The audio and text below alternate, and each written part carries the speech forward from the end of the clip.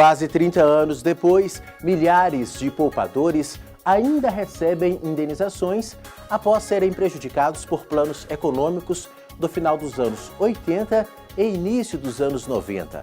O TRF da Primeira Região condenou a Caixa Econômica a corrigir uma conta vinculada ao FGTS com juros relativos aos planos Verão e Collor 1. O contribuinte já é considerado notificado sobre o recebimento do carnê do IPTU a partir da entrega dos boletos pelos Correios. Entenda a importância dessa decisão, que pode evitar atrasos e multas. E a homenagem do TRF1 à primeira desembargadora negra a integrar a corte. O inteiro teor está no ar.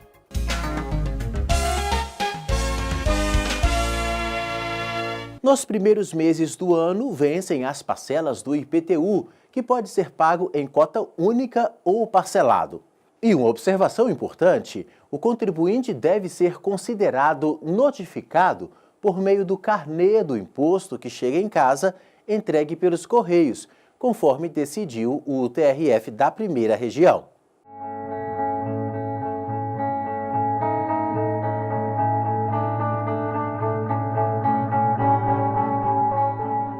A aposentada Yara Suaide já passou pelo apuro de ter o nome inscrito em dívida ativa porque, no passado, não conseguiu pagar o IPTU de um imóvel que tinha.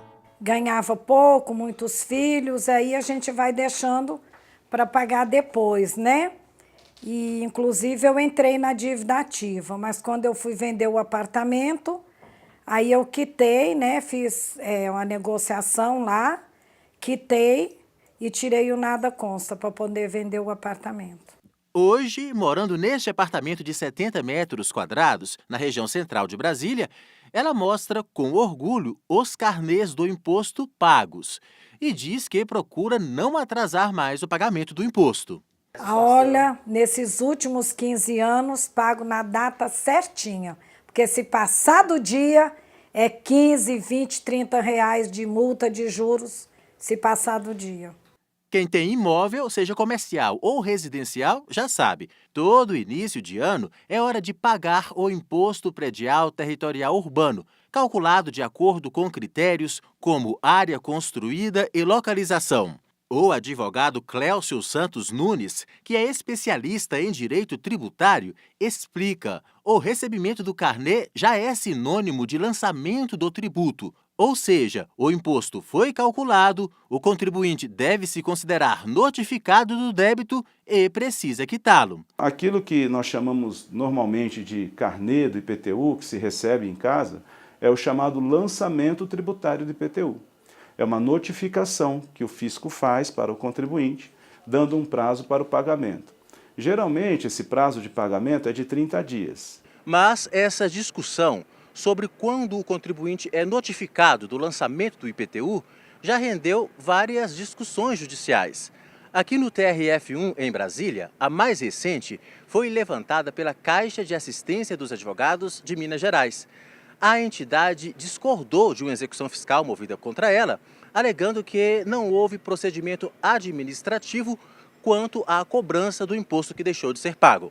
O município de Belo Horizonte, que moveu a ação para cobrar o IPTU já inscrito em dívida ativa referente aos anos de 1994 a 1998, demonstrou, na 8ª turma do tribunal, que o envio das guias do imposto para o endereço da contribuinte, por si só, já comprova a notificação e que, além disso, um edital foi publicado para informar a Caixa de Assistência dos Advogados de Minas sobre os débitos. O relator do caso, desembargador federal Novelli Villanova, concordou com estes argumentos e considerou que não havia necessidade de instaurar procedimento administrativo pela Prefeitura da capital mineira.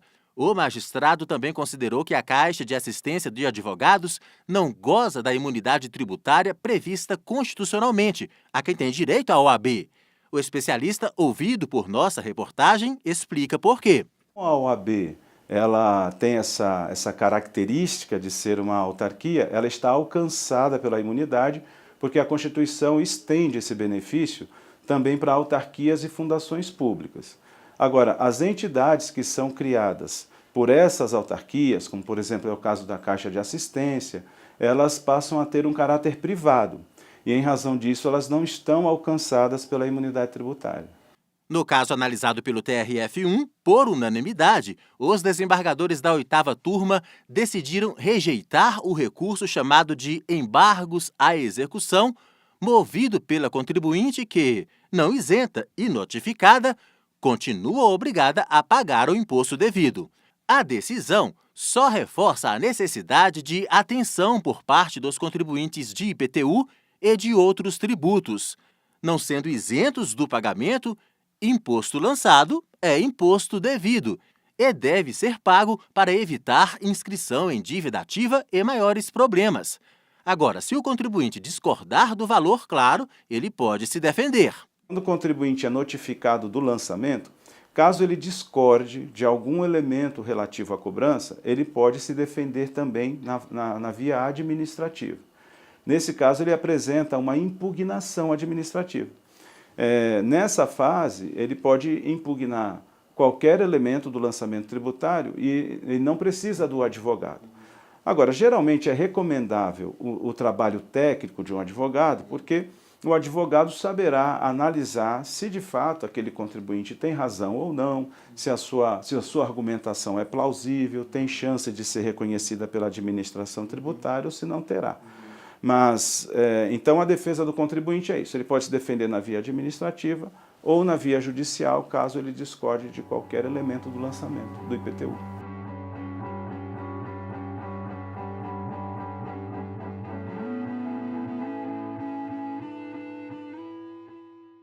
Outras notícias sobre decisões do TRF1 estão no nosso portal, que é atualizado diariamente. Vai lá e veja a seguir. O TRF da Primeira Região condenou a Caixa Econômica a corrigir uma conta vinculada ao FGTS com juros relativos aos planos Verão e Collor 1. Desembargadora aposentada, a primeira juíza negra a integrar o TRF da Primeira Região, é homenageada no tribunal. O nosso intervalo é rapidinho, a gente não demora. Até já!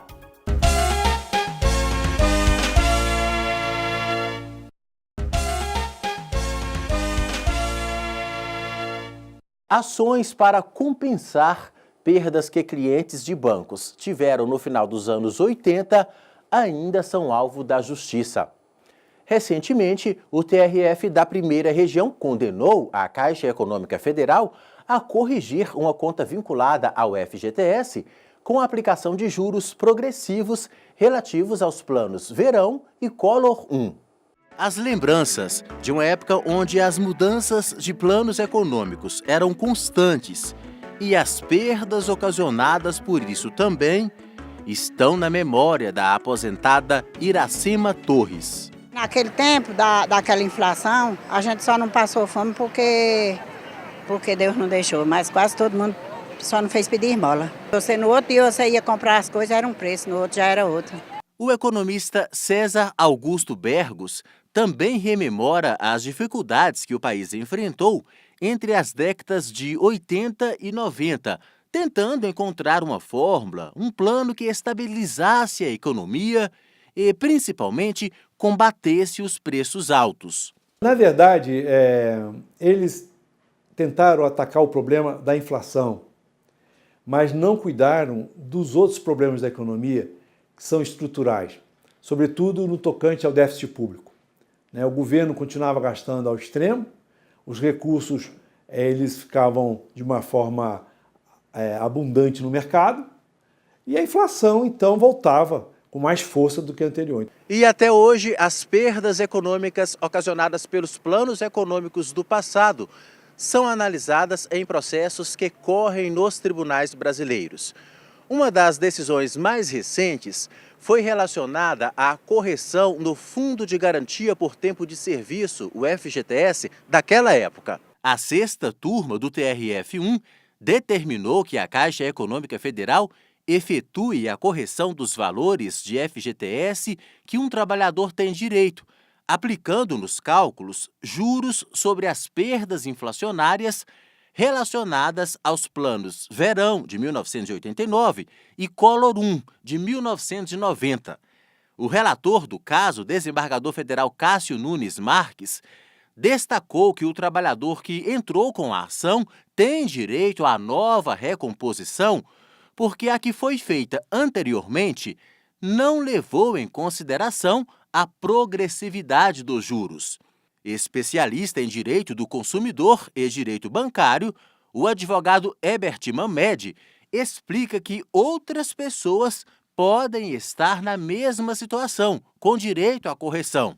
Houve uma alteração na lei do FGTS, retirando a progressividade dos juros. Mas entre 66 e 1971, alguns dos contratos vinculados, alguns dos trabalhadores que tinham conta vinculada ao FGTS, podem não ter sofrido essa aplicação.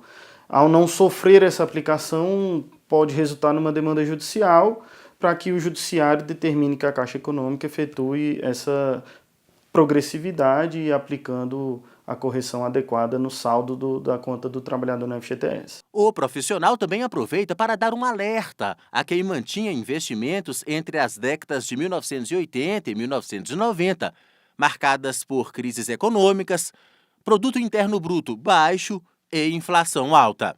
Quem mantinha conta ou investimento e principalmente poupanças ali no final dos anos 80 e início dos anos 90, sofreram algum decréscimo aí na correção. Então, se a pessoa ainda mantém ou tem alguns documentos, é importante verificar se tudo foi corrigido adequadamente. A maioria dessas ações podem estar prescritas, de qualquer forma é importante consultar, pode ser que haja alguma causa de interrupção da prescrição e a pessoa tem algum direito aí a pleitear ainda.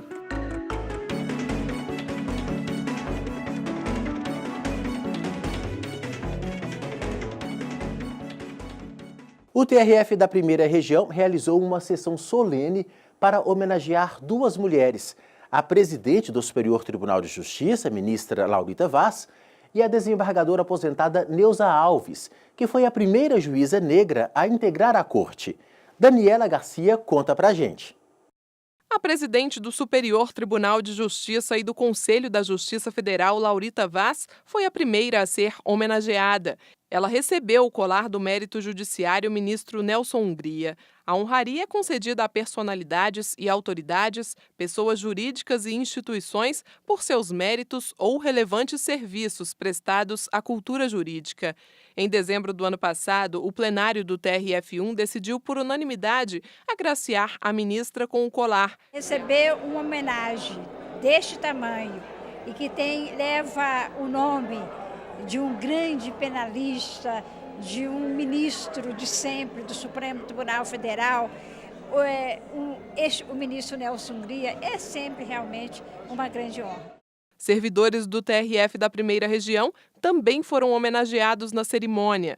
Aqueles que completaram 10, 20, 30 e quase 40 anos de efetivo serviço foram premiados, uma forma de valorização e reconhecimento do tempo de trabalho dedicado ao tribunal. Eu me sinto muito honrada, eu tenho 28 anos de tribunal e, na verdade, é uma homenagem para todos os colegas. Em seguida, foi a vez da desembargadora federal aposentada Neuza Alves ser agraciada na solenidade. O retrato e a toga de gala da primeira mulher negra a integrar a corte ganharam um espaço no Memorial Mauro Leite Soares. Nesse momento, uma sensação enorme de dever cumprido. Tenho a impressão de que, certeza, de que eu vim aqui para isso. Eu vim aqui para o tribunal para formar equipes, trabalhar até não poder mais, escrever meu nome na história do tribunal, acompanhada de todas essas pessoas que me trouxeram até aqui, que sustentaram a minha performance, porque nenhum juiz é bom juiz sozinho.